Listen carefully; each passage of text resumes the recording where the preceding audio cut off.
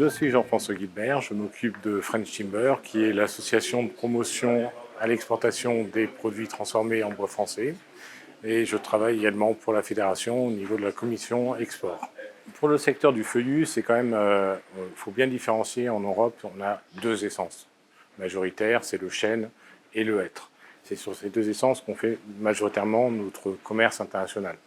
Donc sur le chêne, ça va être une consommation qui est très européenne en termes de sillage, c'est-à-dire que ça va partir en Angleterre, ça va partir en Hollande, ça va partir en Suisse, mais il y a la problématique des grumes. Et les grumes, elles, vont partir en Asie, et en Chine essentiellement. Pour le hêtre, c'est un peu plus divers au niveau des débouchés. Il y a l'Europe, bien sûr, mais il y a aussi le Maghreb et il y a l'Asie. La plus grosse problématique à l'heure actuelle, c'est clairement la problématique d'approvisionnement des scieries. Alors que ce soit en Belgique ou en France ou en Allemagne, on a un intervenant qui est la Chine, qui est sur une stratégie de captation de la matière.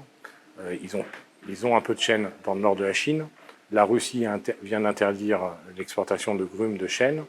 Donc la Russie, qui représentait 70% de l'appro de la Chine, représente maintenant zéro. On l'a vu avec l'Ukraine, qui était un important fournisseur des parqueteries d'Europe de l'Est. Tout le monde s'est précipité sur l'Europe de l'Ouest, sauf que nous, on n'a pas la matière dans les scieries pour fournir tout le monde. Les prix augmentent, on a des clients, on en a tous les jours au téléphone, mais on ne peut pas produire plus. C'est un marché libre, donc de toute façon, même si vous avez des systèmes qui ont été mis en place pour lier la forêt publique et les scieurs locaux et faire en sorte qu'ils soient approvisionnés, la forêt publique est libre de faire ce qu'elle veut. Donc je reste persuadé qu'on peut vendre au même prix à des Français, à des Belges, qu'à des Chinois. Mais quand vous avez des systèmes qui ont été mis en place avec des traders qui ont leur circuit, voilà, une fois que c'est mis en place, ça continue. C'est vraiment une question de filière.